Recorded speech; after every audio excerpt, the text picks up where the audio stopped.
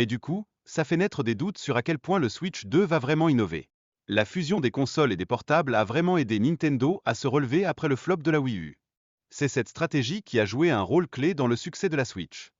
Avec des modèles comme la Switch Lite et la Switch OLED, Nintendo opte pour des mises à jour prudentes. Mais du coup, ça fait naître des doutes sur à quel point le Switch 2 va vraiment innover.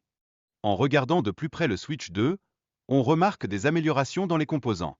Cependant, des ressemblances avec le modèle OLED soulèvent des questions sur l'originalité du design. Les spécificités techniques montrent une continuité dans l'évolution des consoles.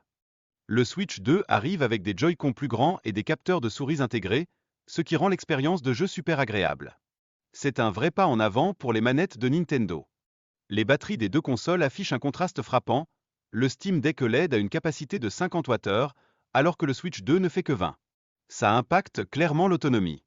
En plus, le Switch 2 a ajouté un port USB-C supplémentaire, ce qui rend le chargement et la connexion d'accessoires beaucoup plus pratiques. C'est un vrai plus par rapport aux anciens modèles.